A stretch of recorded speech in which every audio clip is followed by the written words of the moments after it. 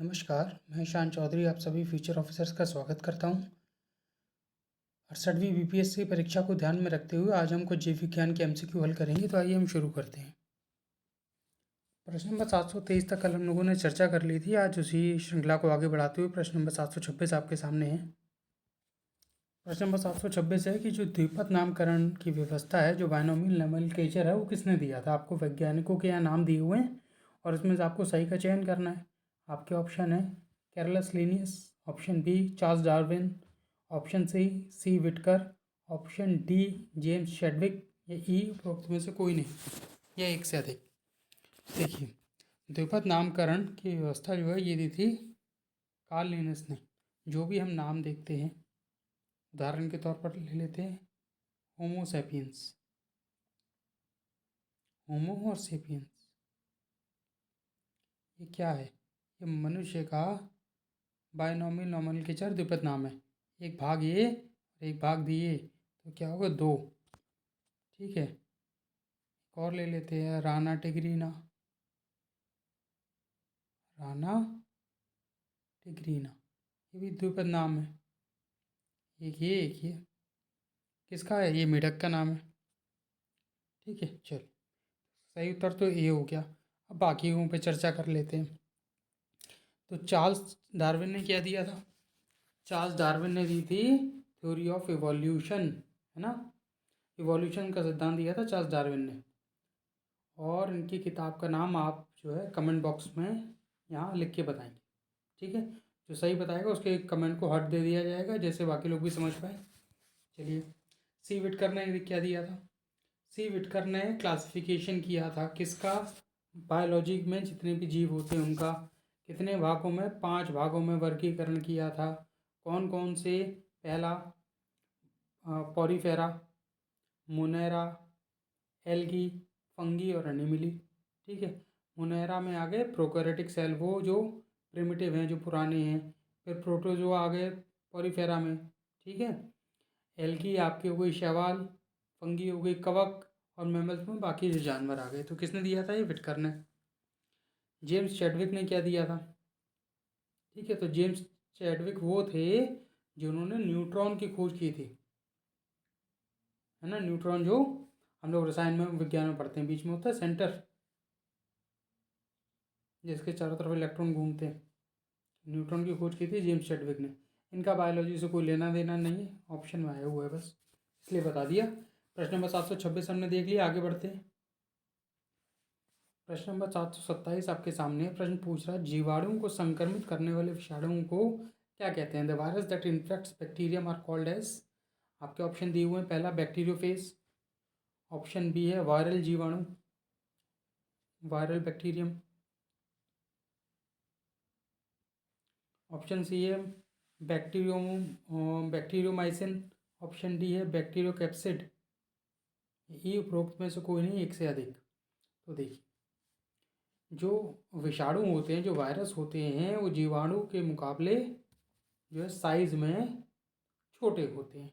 ठीक है, ये बात हमें पता है। और वो वायरस क्या करते हैं? बैक्टीरिया को भी अपना शिकार बना लेते हैं। हालांकि बैक्टीरिया से भी रोग उत्पन्न होते हैं मानव में, ठीक है, जानवरों में भी, पेड़ों में भी, और विषाणु से भी। पर विषाणु जो है वो बैक्टीरिया पे भी हमला कर देता है, और ऐसा जो स्थिति बनती है ना, उसको कहा जाता है बैक्टीरियोफेज। ठीक है, अब बैक्टीरियोफेज में एक चीज़ और एडिशनल इन्फॉर्मेशन दे देते हैं कि बैक्टीरियोफेज में क्या है, क्या पाया जाता है? DNA, deoxy ribonucleic acid. ठीक है, डीऑक्सी राइबोन्यूक्लिक अम्ल, ये पाया जाता है किसमें? बैक्टीरियोफेज में। और एक और बता देता हूँ कि गंगा का जो पानी है वो इसी बैक्टीरियोफेज की वजह से सड़ता नहीं है, वरना अमूमन आप पानी उठा के बंद करके रख लीजिए बोतल में, और कुछ समय बाद उसमें से बदबू आने लगेगी और हम लोग कहते हैं पानी सड़ने लगा है ना। कुल मिला के पानी नहीं सड़ता, उसमें और जो माइक्रोब्स या एल्गी के जो पार्ट होते हैं धीरे में सड़ने लगते हैं, उनसे बदबू आती है। शुद्ध पानी कभी उससे बदबू नहीं आएगी। खैर, आगे बढ़ते हैं। प्रश्न नंबर 727 हमने देखा। प्रश्न नंबर 728 आपके सामने है। प्रश्न पूछ रहा है, निम्नलिखित में से कौन सा जड़ के बारे में असत्य है? पहला, रेडिकल मिट्टी के अंदर एक प्राथमिक जड़ बनाने के लिए बढ़ता है, जो रेडिकल होता है। ऑप्शन बी कह रहा है प्राथमिक जड़ों से पार्श्व सतहों के से द्वितीय जड़ बढ़ती है, from the primary roots cross the secondary roots from lateral surfaces. Option C कह रहा है कि अधिकांश एक बीजपत्री मूसलाधार प्रणाली अपनाते हैं। Most of the monocotyledons adopt tap root system.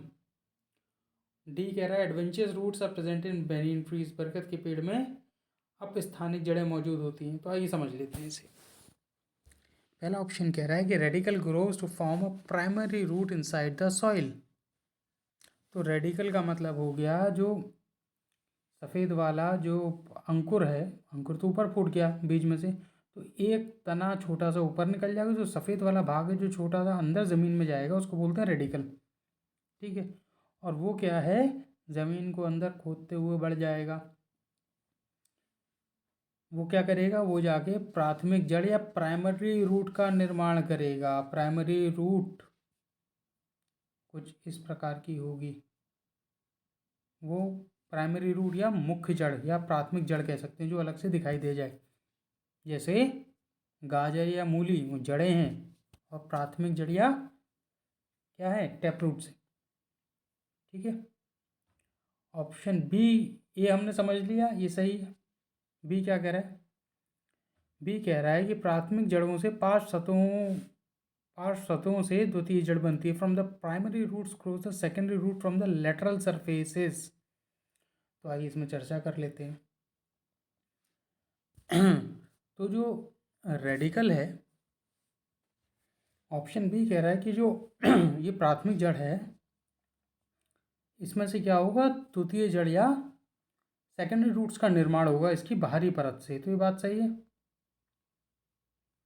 और इसकी ज़रूरत क्या है, ये जो द्वितीय जड़ें बन रही हैं या सेकेंडरी रूट्स बन रही हैं, तो ये जड़ें इसकी पहुंच को बढ़ाने के लिए, इसका सरफेस एरिया बढ़ाने के लिए, जिससे मिट्टी से मिनरल्स और पानी को सोख पाए। ठीक है, तो ये बात भी सही हो गई। सी ऑप्शन क्या कह रहा है, most of the monocotyledons adopt tap root system. तो मोस्ट ऑफ द मोनोकोटिलिडन ये एक बीजपत्री मूसला जड़ प्रणाली बनाते हैं, ये बात हो गई गलत।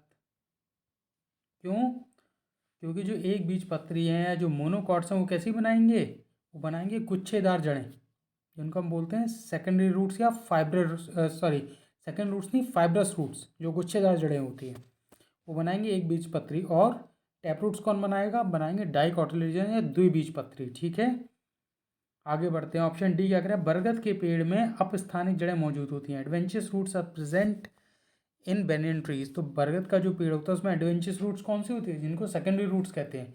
ये क्या करती हैं, जब पेड़ बढ़ता है तो हवा में से ज़मीन की तरफ निकलती हैं, और ज़मीन तक पहुंचने के बाद ये सहायक तने का या सपोर्टिंग स्टेम्स का रूप ले लेती हैं, जो आगे जाके कठोर हो जाता है और बरगद के पेड़ का जो फैलाव है उसको संभालता है ना, उसको मजबूती प्रदान करता है। तो ये बात भी सही हो गई। हमसे गलत का चयन करने को कहा था और ऑप्शन सी गलत हो गया, तो यही इसका सही उत्तर हो जाएगा। ठीक है, आगे बढ़ते हैं। प्रश्न नंबर 729 आपके सामने है। प्रश्न पूछ रहा है इनमें से कौन सा एक एंजाइम है ना, आपको एंजाइम कौन सा है इसमें उसका चयन करना है। पहला है एड्रेनालाइन। तो एड्रेनालाइन के बारे में पता है हमें क्या है, जो मानव शरीर में गुर्दे होते हैं या जितने भी स्तनधारी उनके जो गुर्दे होते हैं या किडनीज होती है, उनके ऊपर एक ग्लैंड मौजूद होती है, ग्रंथि होती है। इसका क्या नाम है, इसका नाम है एड्रेनलिन। ठीक है, और ये क्या करती है, किडनी के ऊपर मौजूद रहती है और क्या देती है, एड्रेनालाइन जो है हार्मोन देती है। ये तो एड्रेनालाइन क्या है, हार्मोन। और एक ऐसी ग्रंथि है, ये है अंतःस्रावी एंडोक्राइन ग्लैंड। ठीक है, एंजाइम पूछा तो पहला तो गलत हो गया, ये हार्मोन है। दूसरा क्या कह रहा है, दूसरा कह रहा है कोलेजन। अब कोलेजन क्या है, तो कोलेजन एक प्रकार का प्रोटीन है। ठीक है, और ये मानव शरीर में पाया जाता है। कोलेजन फाइबर बोलते हैं, हमारी जो मांसपेशियाँ होती है उसमें मिलता है कोलेजन फाइबर। तो ये भी गलत हो गया, ये एंजाइम नहीं है। ऑप्शन सी क्या कह रहा है, इंसुलिन। तो इंसुलिन क्या है, इंसुलिन है हार्मोन। कहाँ से निकलता है? अग्नाशय पैनक्रियास से। क्या कार्य होता है इसका? इसका कार्य होता है जो रक्त है या जो ब्लड है उसमें शुगर को कंट्रोल करना है, शर्करा की मात्रा को काबू में रखना। इसका स्राव कम हो जाएगा तो मधुमेह की बीमारी होने का खतरा बन जाता है। ठीक है। और ऐसे समय में जो पेनक्रियाज है, जो अग्नाशय है, वो एंडोक्राइन ग्लैंड या अंतःस्रावी ग्रंथि के रूप में कार्य करता है। ऑप्शन डी क्या कह रहा है? ट्रिप्सिन। तो ट्रिप्सिन एक एंजाइम है। कैसे? ट्रिप्सिन कहाँ है? ट्रिप्सिन निकलता है छोटी आंत में। क्या करता है? ट्रिप्सिन का मुख्य कार्य होता है प्रोटीन को पचाना, है ना, टू डाइजेस्ट प्रोटीन। कहाँ कार्य करेगा? छोटी आंत में, स्मॉल इंटेस्टाइन में। ठीक है। एंजाइम पूछा था, ऑप्शन डी आपका सही उत्तर हो गया, ट्रिप्सिन एंजाइम। चलिए आगे बढ़ते हैं। 67 तो 60 बीपीएससी के लिए मेंस क्लासेस 3 अक्टूबर से हमारे यहाँ शुरू हो गई हैं और 68वीं परीक्षा जो फरवरी में होने निर्धारित है उसके लिए 2 अक्टूबर से हमारे यहाँ बैच शुरू हो गए हैं। आप लोग चाहें तो क्लासेस ज्वाइन कर सकते हैं। प्रश्न नंबर 730 आपके सामने है। प्रश्न पूछ रहा है सेल्यूलोज क्या है? सेल्यूलोज के बारे में पूछा जा रहा है। क्या ये हेट्रोपॉलीमर या विषम बहुलक है? क्या ये होमोपॉलीमर या समबहुलक है? ऑप्शन सी क्या ये मोनोमर या ये मोनोमर है? ऑप्शन डी डाइमर है? ये E none of the above, more than one. थोड़ा समझ लेते हैं सेल्यूलोज क्या होता है। सेल्यूलोज जो है किसमें, पहले तो मुख्यतः पादप या प्लांट्स में बनता है। ठीक है। जो ग्लूकोज होता है, ग्लूकोज बनता है प्रकाश संश्लेषण या फोटोसिंथेसिस की प्रक्रिया में हरी पत्तियों में। और ये ग्लूकोज का जो भंडारण है ये सेल्यूलोज के रूप में पेड़ में होता है। ठीक है। तो ग्लूकोज से बन रहा है सेल्यूलोज। एक चीज़ तो कंफर्म हो गई कि सेल्यूलोज क्या है? पॉलीमर है। ठीक है, बहुलक है। और ग्लूकोज क्या है? ग्लूकोज एक मोनोमर है। मोनोमर का मतलब हो गया सिंगल मॉलिक्यूल। ठीक है। अगर ग्लूकोज अकेला है तो उसको कहेंगे मोनोमर। कई सारे ग्लूकोज मिल जाएंगे तो सेल्यूलोज का निर्माण करेंगे जिसको बोला जाएगा बहुलक। मोनोमर तो ख़त्म हो गया और कई सारे हैं तो डाइमर भी ख़त्म हो गया। अगर 2 मोनोमर मिल जाएंगे तो उसको डाइमर कहा जाता है। ठीक है। अब आगे बात करते हैं कि समबहुलक है कि विषम बहुलक है।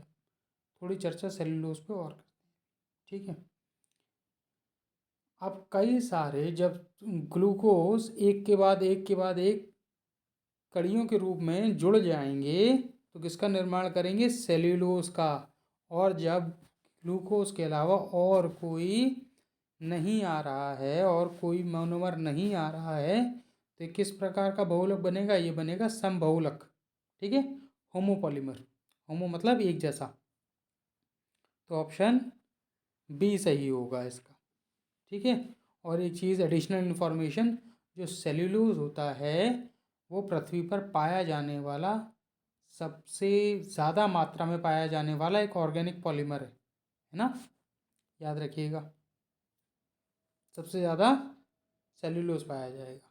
ठीक है, आगे बढ़ते हैं। प्रश्न नंबर 731 आपके सामने प्रश्न पूछ रहा है इनमें से कौन सा उपच्य का उदाहरण है? Which of this is an example of anabolism?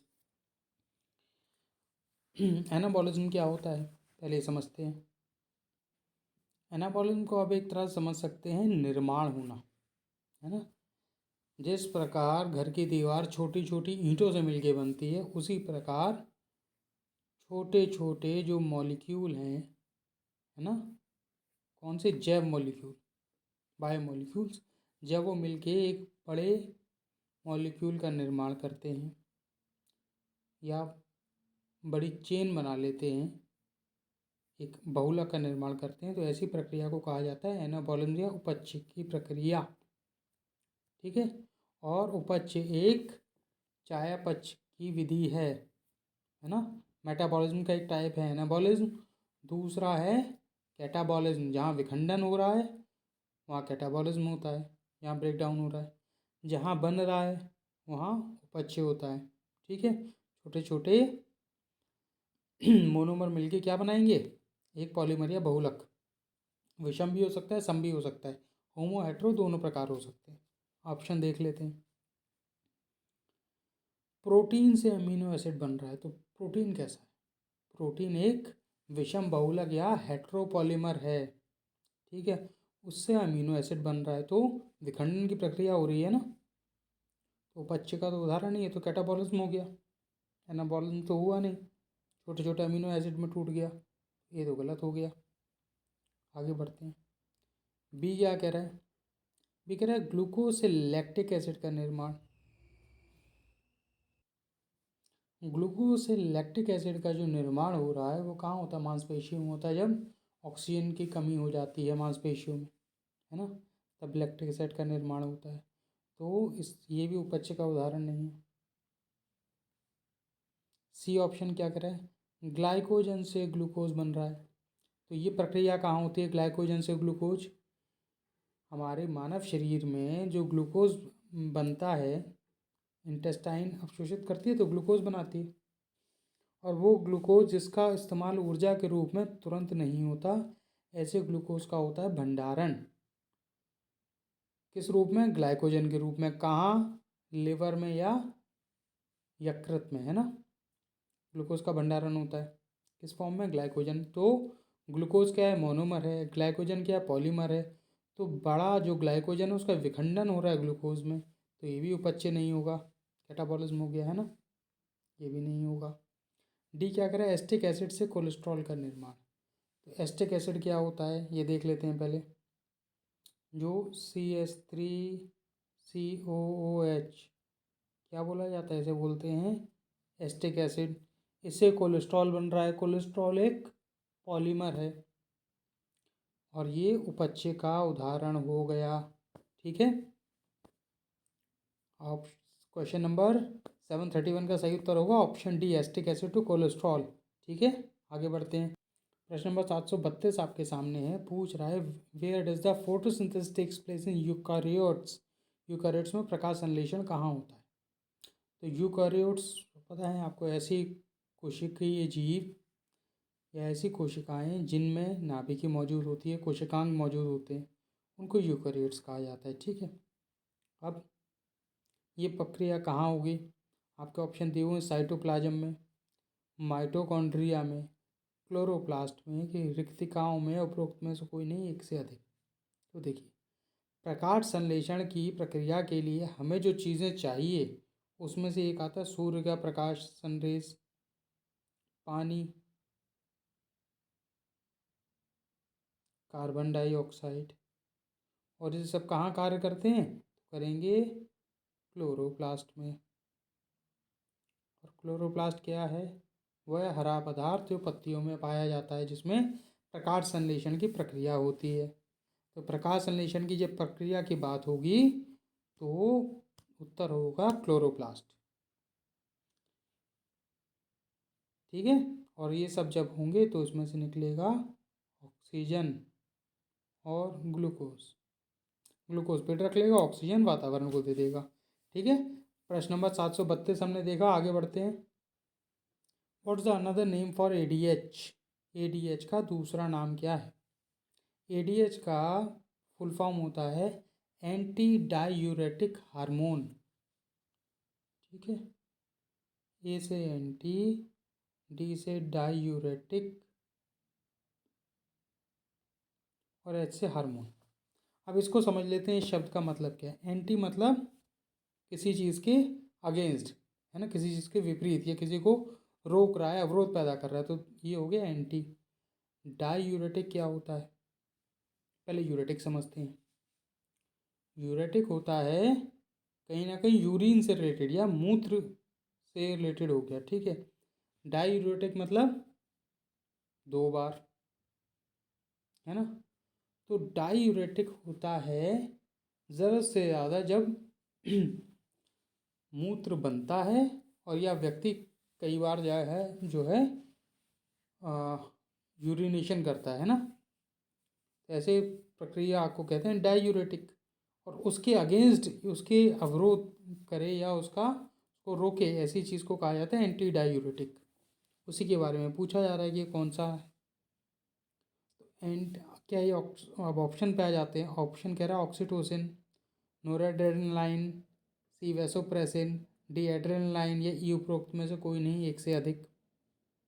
ठीक है, तो ऑक्सीटोसिन तो लव हार्मोन हो गया, इसका यहाँ से कोई लेना देना नहीं। सीधे सीधे उत्तर पे आते हैं। एड्रेनालाइन हमें बताइए, ऑप्शन सी होगा इसका, वैसोप्रेसिन। ठीक है, वैसोप्रेसिन को ही हम लोग एडीएच के रूप में भी जानते हैं।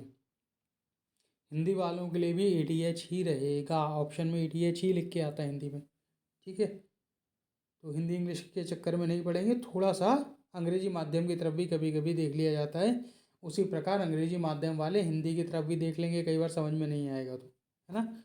कुल मिला के गलती नहीं होनी चाहिए, माध्यम कोई भी हो। चलिए वापस प्रश्न पर आते हैं। अब बात करते हैं वैसोप्रेसिन की। तो वैसोप्रेसिन एक हार्मोन है, कहाँ से निकलता है? तो निकलता है मस्तिष्क से। मस्तिष्क में एक ग्रंथि होती है, ग्लैंड होती है, उसका नाम है पिट्यूटरी ग्लैंड। ठीक है, पिट्यूटरी ग्रंथि। और ये क्या करती है? वैसोप्रेसिन रिलीज करती है। वैसोप्रेसिन क्या काम करता है? डाईयूरेसिस को रोकता है। अत्यधिक जो यूरिन का निर्माण हो रहा है, जो प्रोडक्शन हो रहा है यूरिन का, उसके अगेंस्ट काम करता है। साथ ही साथ जो ब्लड प्रेशर है, जो रक्तचाप है, उसको भी बढ़ा देता है। ठीक है, प्रश्न नंबर 733 का हमने देखा, ऑप्शन सी सही है। आगे बढ़ते हैं। चंदमनी IAS अकेडमी BPSC 67 और 68 के लिए लेके आया है मेंस टेस्ट सीरीज़। GS की टेस्ट सीरीज़ 2 अक्टूबर से हमारे यहाँ शुरू हो चुकी है, और ऑप्शनल की टेस्ट सीरीज़ 1 अक्टूबर से शुरू हो गई है निम्नलिखित सब्जेक्टों पर, जैसे history, geography, PSIR, philosophy, LSW, home science, sociology के लिए, जिसमें 20 टेस्ट पूर्ण रूप से डिस्कशन के साथ कराए जाएंगे। आप लोग अधिक जानकारी के लिए 800-2255-086 पर कॉल करके अधिक जानकारी प्राप्त कर सकते हैं। प्रश्न नंबर 734 आपके सामने है। प्रश्न पूछ रहा है which of the following is not correctly matched, निम्नलिखित में से कौन सा सुमेलित नहीं है। इसमें एक तरफ आपको अलग अलग प्रकार के एग्रीकल्चर कह लीजिए, अलग अलग तरह के कल्चर दिए हुए हैं, और वो किससे संबंधित हैं वो दिए हुए हैं। वही बात कर लेते हैं। पहला कह रहा है पिसी कल्चर। ठीक है, हिंदी में मत्स्य पालन लिखा हुआ है, हालांकि पिसी कल्चर ही लिख के आएगा। तो नाम से ही पता चला है मत्स्य पालन में क्या मछलियाँ पलेंगी, लाख का कीट तो पलेगा नहीं, गलत हो गया। ठीक है, नहीं पूछा था। अब देखिए, पहले बाकी पे चर्चा कर लेते हैं, फिर ऑप्शन ए पे दोबारा लौटेंगे, थोड़ी एडिशनल इन्फॉर्मेशन देंगे आपको। ऑप्शन बी कह रहा है एपीकल्चर। तो एपीकल्चर में मधुमक्खी पालन होता है। ठीक है, सर्दियाँ जब और बढ़ेंगी ना, तब आप भी मान के चलिए जनवरी के आसपास एपीकल्चर काफ़ी होता है ना। जो सरसों के खेत वेत होते हैं उनके आसपास किसान डब्बे रख लेते हैं। तो बी तो सही है। ऑप्शन सी है सेरीकल्चर, रेशम, जिसमें उगाए जाते हैं रेशम की कीड़ों को से, है ना। आसाम, बिहार, झारखंड और वेस्ट बंगाल, पश्चिम बंगाल, इनमें लाख ये रेशम का उत्पादन होता है काफ़ी। ठीक है, और इधर जो पूर्वी क्षेत्र हैं हमारे, उनमें भी होता है। चलिए, ऑप्शन डी कह रहा है उलेरी कल्चर। उलेरी कल्चर में कह रहा है सब्जियां उगाई जाती हैं, तो बात सही है। हॉर्टिकल्चर की सब ब्रांच है। लाख के कीट की बात कर लेते हैं। तो लाख के कीट की हमने पिसीकल्चर तो देख लिया, मत्स्य पालन है। तो अब जो लाख का कीट है वो किस में उगाया जाता है? तो उसका सीधा सीधा है लाख कल्चर बोलते हैं। एक KH नहीं होगा, ये C होगा, लाख। हिंदी में लाख बोलते हैं, वो LAC कर लीजिए, लाख कल्चर। लाख जो है ना, एक तरह का क्या होता है, लकड़ी का उत्पाद है ये। कीड़े क्या करते हैं, एक लकड़ी होती है, इसमें लाख कीड़े अंडे दे चुके होते हैं, उसको एक पेड़ में बांध देते हैं, और ये फिर कीड़े उस पूरे पेड़ को धीमे धीमे नष्ट कर देते हैं और लाख का उत्पादन करते हैं, और उस लाख से बनाए जाते हैं कंगन। राजस्थान की तरफ ये काम बहुत होता है। ठीक है, लाख कल्चर, कंगन बनते हैं। ठीक है, प्रश्न नंबर 734 का फिर सही उत्तर क्या हो जाएगा? ए, यही सुमेलित नहीं है। ठीक है, आगे बढ़ते हैं। प्रश्न नंबर 735 आपके सामने है। प्रश्न पूछ रहा है, to which of the following types of animals are salamanders closely related. Salamander निम्नलिखित में से किस प्रकार के जीवों से निकटता से संबंधित है। तो क्या ये झींगे और केकड़े हैं, prawn and crabs. Option B कह रहा है डॉल्फिन और व्हेल। ऑप्शन सी कह रहा है फ्रॉग्स एंड टोड्स, मेढक और टोड। ऑप्शन डी छिपकली और सांप, या उपरोक्त में से कोई नहीं, एक से अधिक। तो देखिए, सैलेमेंडर जो है ना, ये एक प्रकार का एम्फीबियन या उभयचर है।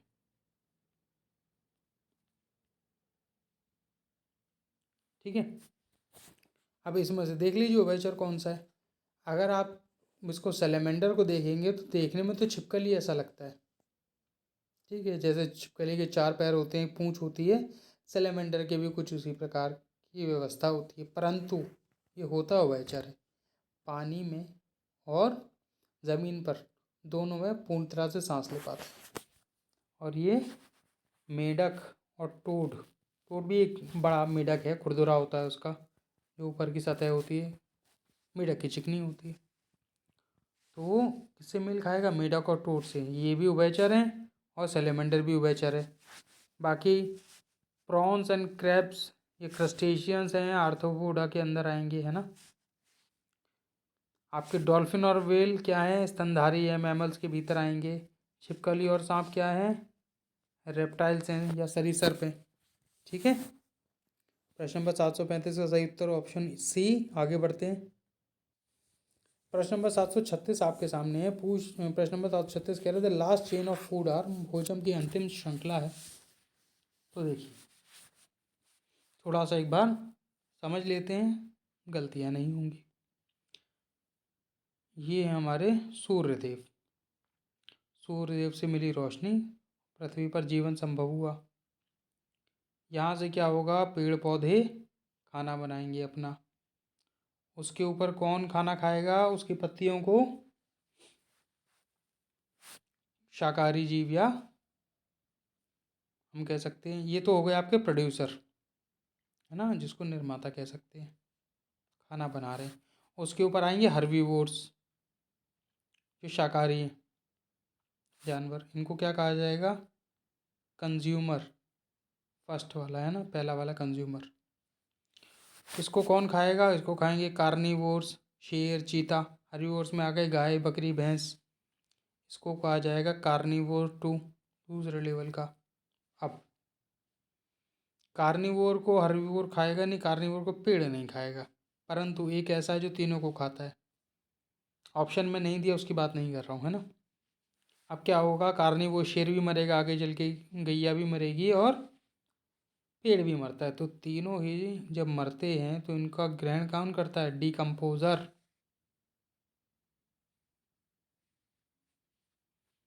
जो जानवर या पेड़ों के मरणोपरांत अपना भोजन ग्रहण करते हैं उनको कहा जाता है डिकम्पोजर्स। ठीक है, फूड चेन समझ में आ गई। ठीक है, तो इसका सही उत्तर क्या होगा, इसका सही उत्तर होगा डिकम्पोजर्स। ठीक है, तो प्रश्न नंबर 736 हमने देख लिया, इसका सही उत्तर हो जाएगा ऑप्शन सी, डिकम्पोजर्स। आगे बढ़ते हैं। प्रश्न नंबर 737 आपके सामने प्रश्न पूछा है, पारिस्थितिकी के संदर्भ में रेड डाटा बुक किससे संबंधित है ना। In context of ecology what does red data book pertains to. आपके ऑप्शन दिए हुए हैं, परमाणु प्रलय के परिणामों का विवरण, description of consequences of nuclear Holocaust.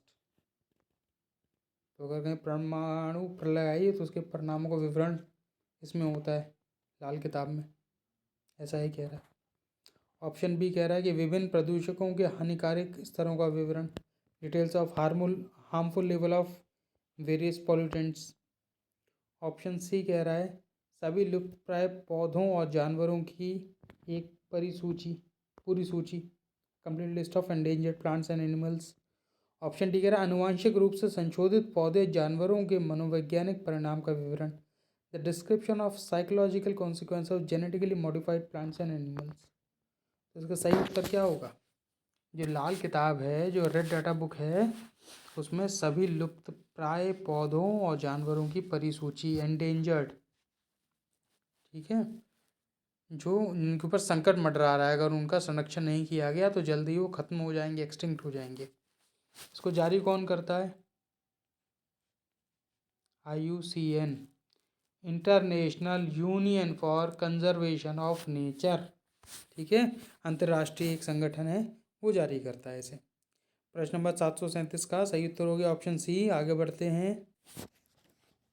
चंदमणि IAS academy 68वीं BPSC परीक्षा के लिए लेके आया है क्लास और टेस्ट सीरीज़, जिसमें आपके साथ को आपको क्लास और नोट्स दोनों प्राप्त होंगे, और यहाँ 41 टेस्ट डिस्कशन के साथ पूर्ण रूप से कराए जाएंगे।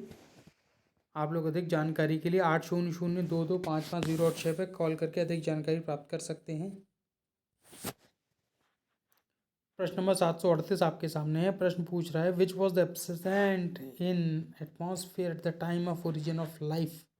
जीवन की उत्पत्ति के समय वातावरण में कौन अनुपस्थित था?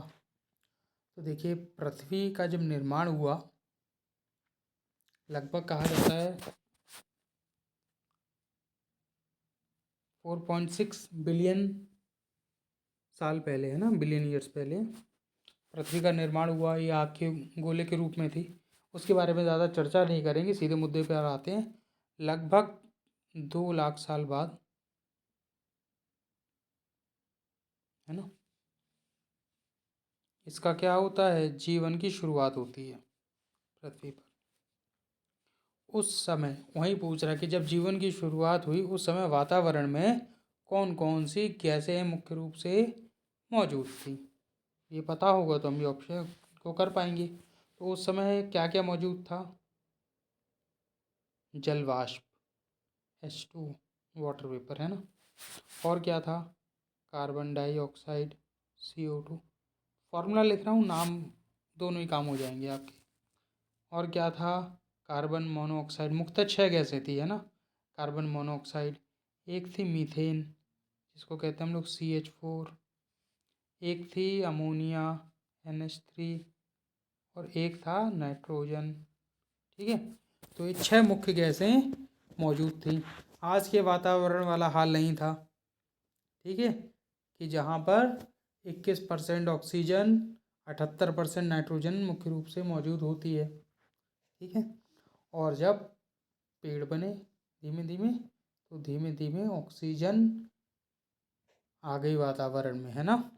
पहले काफ़ी आई, उसके बाद जब डायनासोर ख़त्म हो गए तो ऑक्सीजन 21% पर आ गई। डायनासोर के टाइम में वातावरण में लगभग 54% ऑक्सीजन मौजूद थी, है ना, जब डायनासोर की दुनिया थी। इसको हम जुरासिक टाइम कहते हैं। खैर, वापस प्रश्न पे आते हैं। तो आप इसमें से देख लीजिए कौन सी गैस मौजूद नहीं है। तो NH3 अमोनिया ये मौजूद है। ऑप्शन B O2 ये मौजूद नहीं है। H2 हाइड्रोजन ये भी मौजूद नहीं है। ठीक है, H2 मतलब हाइड्रोजन भी मौजूद नहीं है। और ऑप्शन डी क्या कह रहा है, मीथेन ये है। तो ऐसी स्थिति में जब एक से ज़्यादा जो है सही हो जाएंगे तो हमारा सही उत्तर क्या होगा? Option E. क्यों? ऑप्शन बी और सी दोनों ही सही हैं, ना ऑक्सीजन थी ना हाइड्रोजन था। ठीक है, तो ऑप्शन ई सही हो जाएगा। आगे बढ़ते हैं। प्रश्न नंबर 739 आपके सामने है। प्रश्न पूछ रहा है which of the following group of plants are propagated through underground root. पौधे के निम्नलिखित समूह में से कौन सा भूमिगत जड़ के माध्यम से प्रचारित होता है? आपके ऑप्शन दिए हुए हैं। पहला है पिस्टिया और पाइनएप्पल अनानास। ऑप्शन बी कह रहा है ब्रायोफिलम और kalanchoe. Option C ginger potato onion अदरक आलू प्याज। ऑप्शन डी स्वीट पोटैटो शकरकंदी टोपियोका साबूदाना और डहलिया। बीच में कुछ दिक्कत आ गई थी तो माफ़ कीजिएगा। चलिए, इसमें पिस्टिया और अनानास। तो देखिए, जो अनानास है उस कैसे उसका प्रचारण होता है ना, कैसे प्रोपगेट होता है।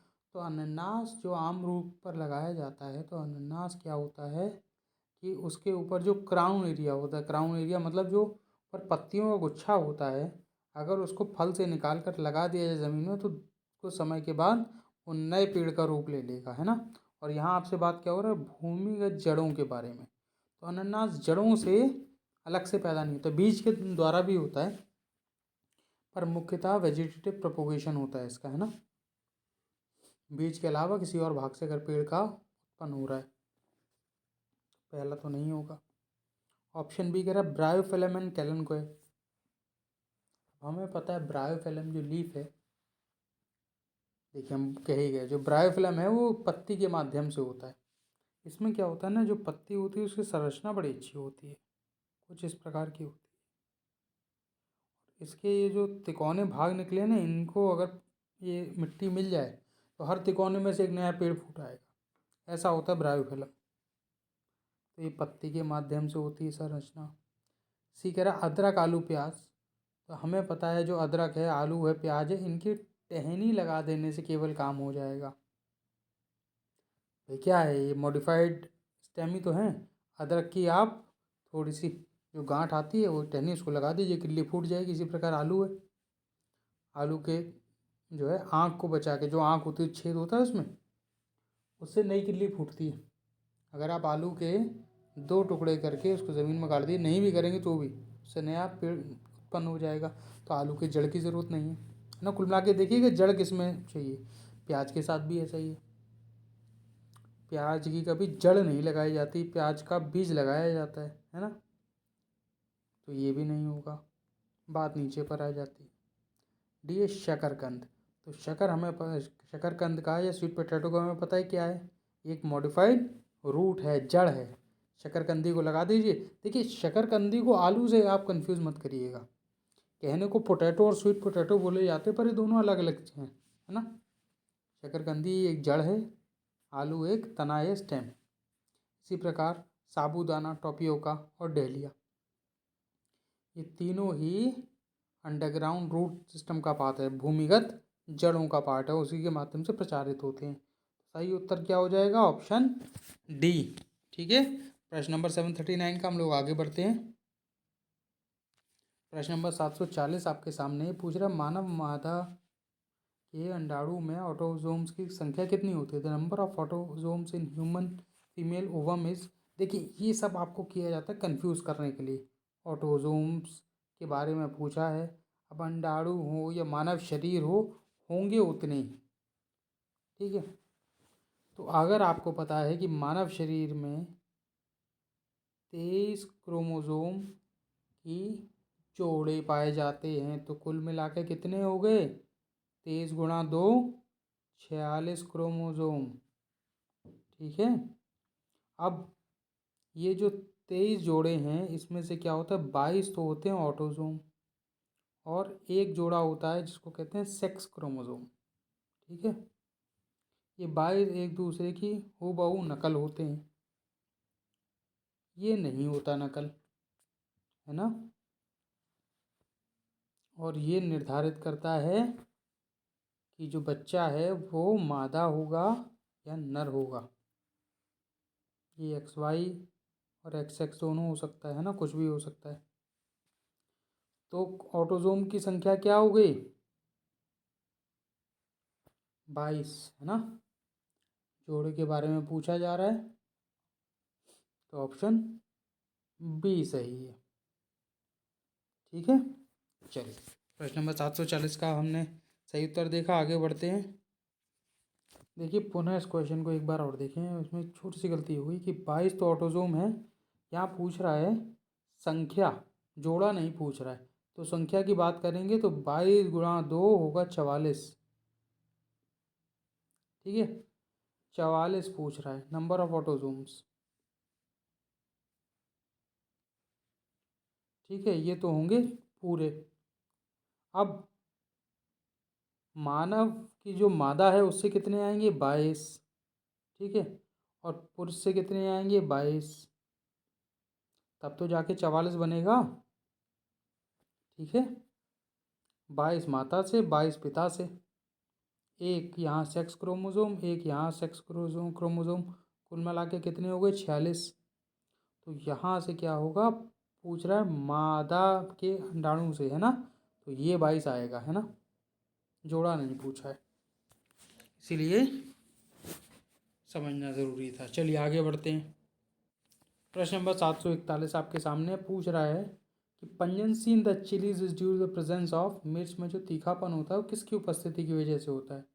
क्या ये कैप्साइसिन है, क्या ये ज़ैंथोफिल है, क्या ये लाइकोपीन है, क्या ये एंथोसाइनिन है? बताइए। देखिए जो मिर्च होती है उसमें तीखापन का मुख्य कारण होता है कैप्साइसिन, है ना। ये एक तरह का एंजाइम है, एक केमिकल समझ लीजिए। कैप्साइसिन मिर्च को तीखापन देगा, जितना ज़्यादा होगा मिर्च उतनी तीखी होगी। बाकी ऑप्शन पर चर्चा कर लेते हैं। ज़ैंथोफिल क्या है? ज़ैंथोफिल एक तरह का पिगमेंट है या पदार्थ है ना, जो किसी भी फल को, सब्जी को, जड़ को, पत्ते को पीला रंग प्रदान करता है ज़ैंथोफिल। पपीते का पीला रंग, पीले रंग की कुछ गाजरें भी होती है उसमें भी ज़ैंथोफिल पाया जाता है ना। गाजर हमेशा नारंगी और लाल नहीं होती, कुछ गाजरें पीली भी होती हैं। ठीक है। आम का पीला रंग भी शायद, हाँ उसमें भी ज़ैंथोफिल होता है। ठीक है। अब बात करते हैं ऑप्शन सी की, लाइकोपीन। तो लाइकोपीन देता है लाल रंग, किसको? टमाटर को। ठीक है। Option D anthocyanin. तो एंथोसाइनिन भी लाल रंग देता है, किसको? सेब को, एप्पल को। ठीक है। प्रश्न नंबर 741 का सही उत्तर होगा ऑप्शन ए। बाकी ऑप्शन पे भी चर्चा कर ली, आगे बढ़ते हैं। बीपीएससी 67 और 68 के लिए मेंस ऑप्शनल कोर्स लेके आया है चंदमनी आईएएस एकेडमी। इसमें मेंस ऑप्शनल कोर्स कराया जाएगा history, geography, PSIR, philosophy, LSW, home science, sociology के लिए। 2 अक्टूबर से हमारे यहाँ क्लासेस शुरू हो गई हैं। आप लोग अधिक जानकारी के लिए 8002255086 पर कॉल करके अधिक जानकारी प्राप्त कर सकते हैं। प्रश्न नंबर 742 प्रश्न पूछ रहा है, the plants adapted to dry climate is known as, शुष्क जलवायु के अनुकूल पौधों को किस नाम से जाना जाता है? क्या इन्हें जीरोफाइट्स कहा जाता है, क्या इन्हें हाइड्रोफाइट्स कहा जाता है, क्या इन्हें एपीफाइट्स कहा जाता है, क्या हेलोफाइट्स कहा जाता है? तो आइए देख लेते हैं। देखिए शुष्क जलवायु में जो पौधे मिलते हैं उनको कहा जाता है जीरोफाइट्स। इनकी खूबियाँ क्या होती हैं? पत्तियों का लगभग अभाव होता है। जो प्रकाश संश्लेषण या फोटोसिंथेसिस की प्रक्रिया है वो तने के द्वारा की जाती है। पत्तियाँ मॉडिफाई होकर कांटों का रूप ले लेती हैं, और क्योंकि पानी का अभाव है तो जड़ें अत्यधिक लंबी होती हैं। ये सब खूबियाँ आपको मिलेगी नागफनी कैक्टस के पौधे में। ठीक है। आगे बात करते हैं, हाइड्रोफाइट क्या होता है? हाइड्रोफाइट ऐसे पेड़ों पौधों को कहा जाता है जो पानी में उगते हैं, है ना, पानी को बहुत पसंद करते हैं। फाइट का असल मतलब होता है लाइकेबिलिटी या प्यार करना। ठीक है। तो जो पानी से प्यार करे, जैसे कमल का फूल, एक वाटर लिली भी बड़ा अच्छा उदाहरण है इसका। ठीक है। वाटर हाइसिंथ हो गया, ये सब जो है हाइड्रोफाइट के उदाहरण हो गए।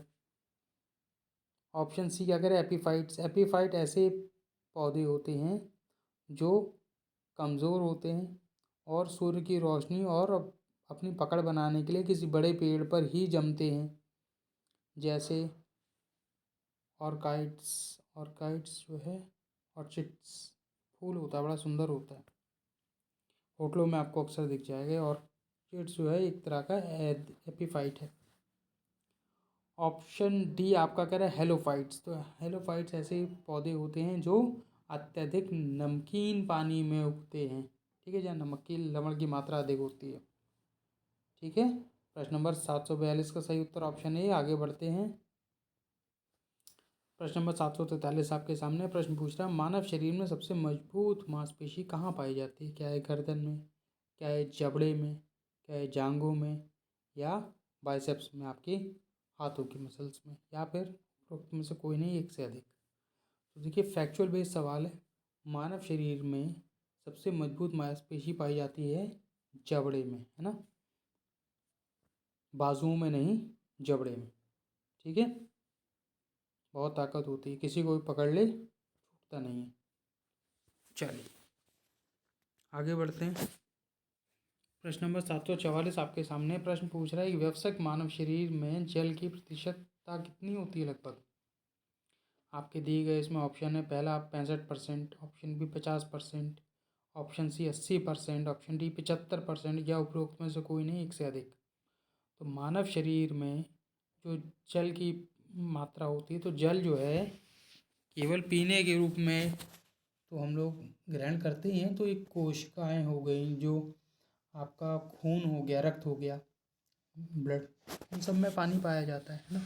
शरीर में हर जगह आपकी जो नमी होती है, भाप सांस में भी होती है, तो हर जगह पानी होता है। तो लगभग कुल मिला के 65% के आसपास जल प्रतिशत होता है शरीर में, है ना। चलिए, 50% से ज़्यादा पानी है हमारे शरीर में, ध्यान रखिएगा। चलिए, प्रश्न नंबर 745 आपके सामने है। प्रश्न पूछ रहा है कि डायलिसिस का संबंध इनमें से किससे है। आपके ऑप्शन दिए हुए हैं, गुर्दा, किडनी, बी जिगर या लिवर, सी लंग्स, फेफड़े, डी मस्तिष्क या उपरोक्त में से कोई नहीं, एक से अधिक। तो हमें पता है डायलिसिस की प्रक्रिया क्या होती है, खून को छानना। और खून को छानने का काम कौन करता है, गुर्दे। ठीक है। जो इम्प्योर ब्लड होता है उसको प्यूरिफाई करता है, और उसमें जो मौजूद यूरिया है उसको निकाल के मूत्र के माध्यम से शरीर के बाहर छोड़ देता है, और जो साफ खून है उसको वापस हृदय या दिल की तरफ भेज देता है। तो उसका सही उत्तर होगा ऑप्शन ए। ठीक है, चलिए आगे बढ़ते हैं। चंदमनी IAS अकेडमी 68वीं BPSC परीक्षा के लिए लेके आया है क्लास और टेस्ट सीरीज़, जो 2 अक्टूबर से हमारे यहाँ शुरू हो गए हैं। यहाँ 41 टेस्ट पूर्ण रूप से डिस्कशन के साथ कराए जाएंगे। आप लोग अधिक जानकारी के लिए 8002255086 पर कॉल करके अधिक जानकारी प्राप्त कर सकते हैं। प्रश्न नंबर 745 तक आज हम लोगों ने चर्चा कर ली है, और आशा करता हूँ आप लोगों को चीज़ें समझ में आ रही होंगी। अब कल हम लोग फिर मिलेंगे, प्रश्न नंबर 746 से श्रृंखला को आगे बढ़ाएंगे। तब तक के लिए धन्यवाद। आज के लिए इतना ही।